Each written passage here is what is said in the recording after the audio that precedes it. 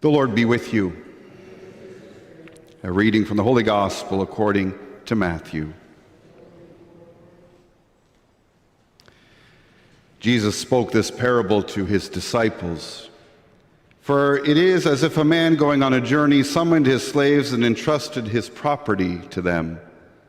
To one he gave 5 talents, to another 2, to another 1, to each according to his ability. Then he went away. After a long time, the master of those slaves came and settled accounts with them. Then the one who had received the 5 talents came forward, bringing 5 more talents, saying, Master, you handed over to me 5 talents. See, I have made 5 more talents.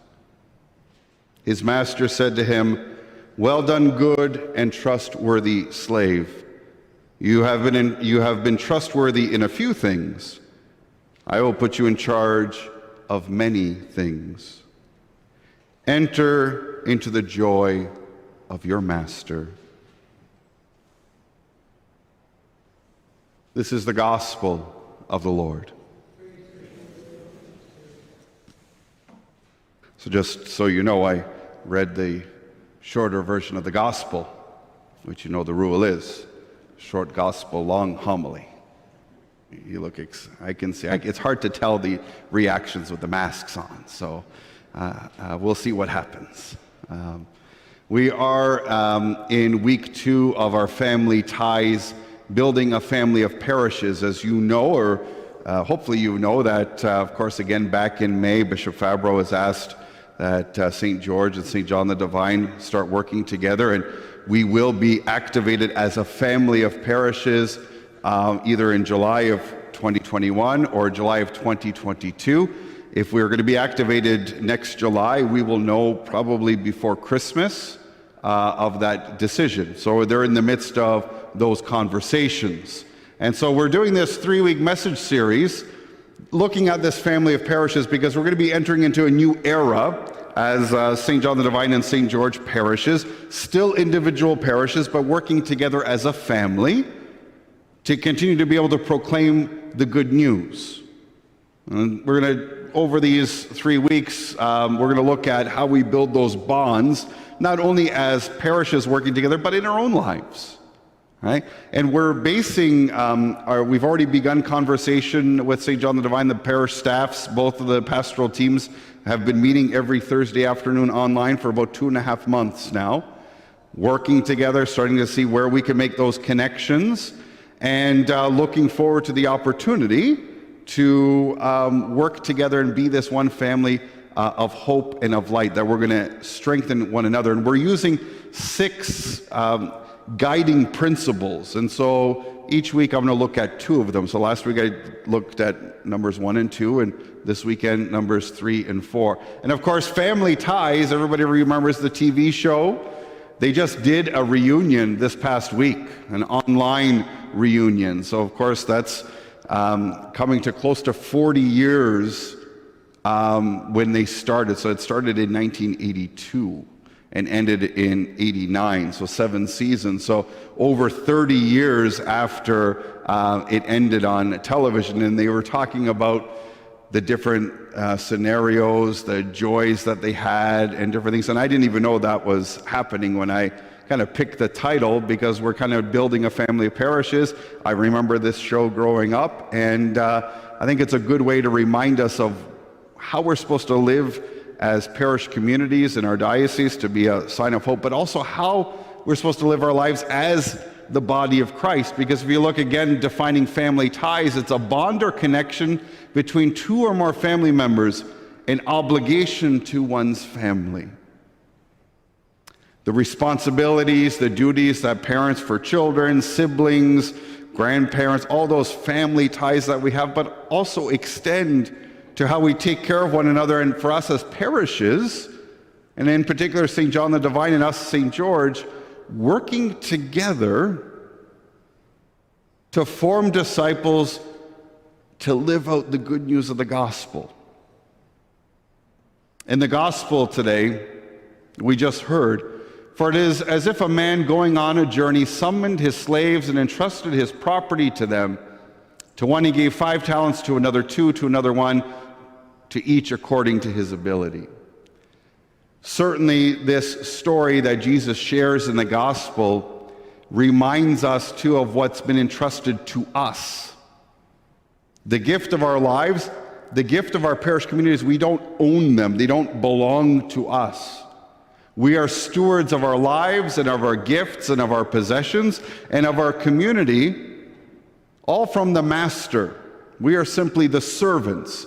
God is the Master, and he's entrusted us with gifts and opportunities that we're called to try to live out the best way we can, because the Master will return to see how we have grown, how we have shared, how we have served one another, because again, none of the things in our lives are our own.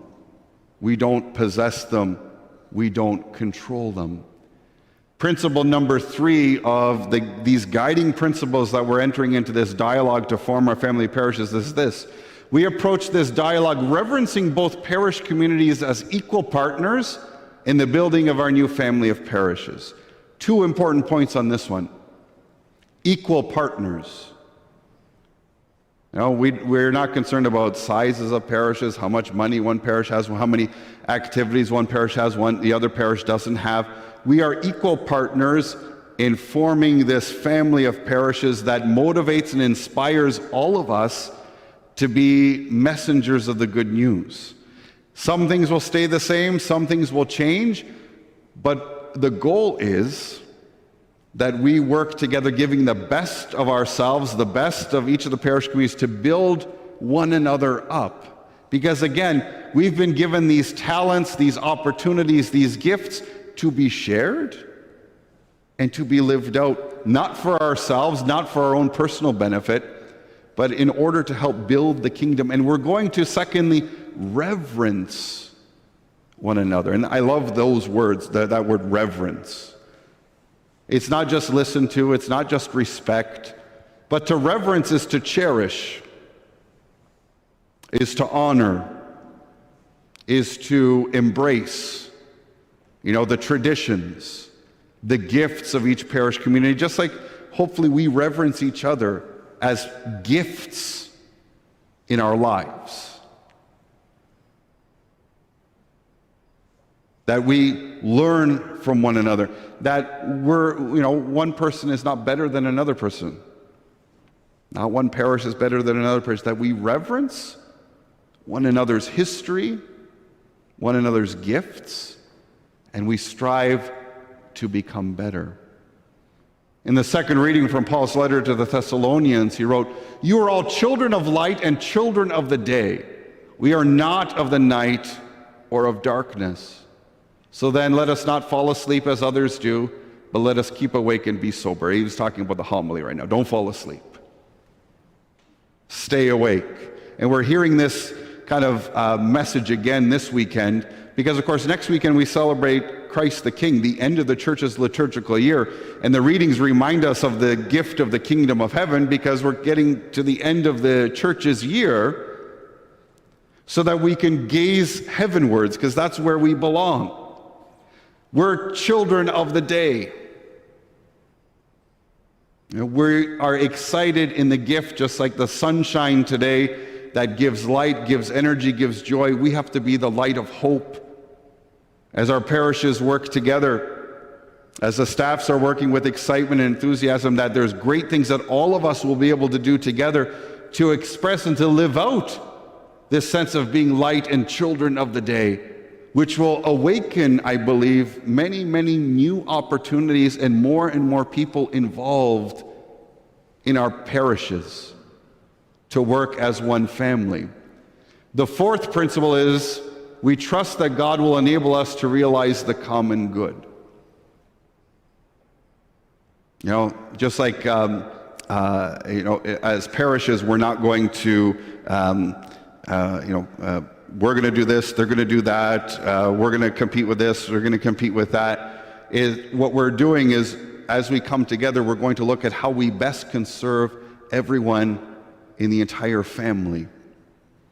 that we're looking for the common good, what's going to benefit all, and what is God calling us to do, much like we should in our relationships, in our families, in our connections, in our family ties with others, to look for the common good, because oftentimes we can get caught up in saying, what's good for me, or what's in it for me.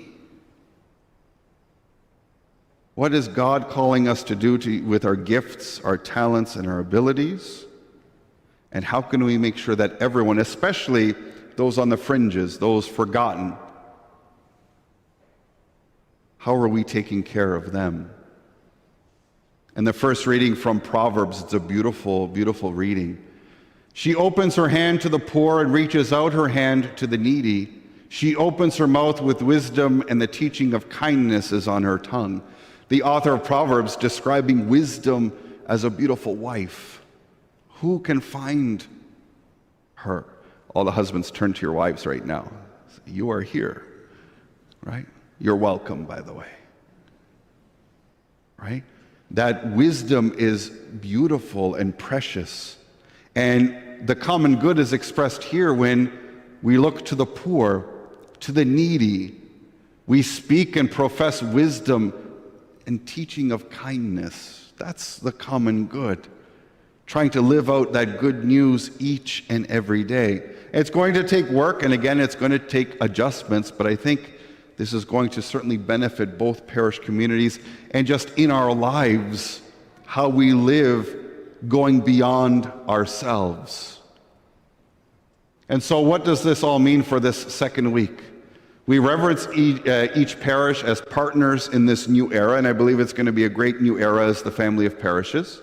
The gifts of who we are and what we have will be shared with all, for the benefit of all, right? And the gift of our family of parishes is given to us by God. May we realize we are stewards of this precious gift. None of these things, our parish, the things that we have in our lives, none of them belong to us to control. Just like in the gospel, we're stewards of the Master. That we hope to grow and multiply the blessings God has given us and to share them with those around us. And we together, St. John the Divine and St. George, will be able, I think, to do this in a very powerful way. I'm going to conclude with the end of this prayer, which is a prayer that's in the Shield feature article this weekend, and it's a prayer that we as a transition team prayed this week in our meeting. And it's a reminder to us, I think, the way we approach it. It's a beautiful prayer, but we are, prophets of a future that is not our own. So take a look at it. I think it's a very important prayer. And at the end of this prayer, it says, we are workers, not master builders, ministers, not messiahs. We are prophets of a future not our own. We have a great hope, and I know of great things that will happen for us in the family of parishes that we can't contemplate yet, that will challenge us to grow and strengthen us to be greater than we could ever be apart. But again, it doesn't belong to us. It's God's grace, God's love, and our openness to recognize that we're workers. We're not the master builders. We're the servants. We're the slaves to the gospel. As we continue in our Mass today and as we continue in this journey to the family of parishes, there's great excitement, there's great opportunity, there's great blessings that will be before us, but we have to trust, we have to work hard. Just like during the pandemic, we've had to adapt. All those things are going to be happening for us as we connect and work with and walk with St. John the Divine and St. George together. May we recognize and build those family ties, reverencing, loving, and looking for the common good. May we be wise and open as stewards of this opportunity.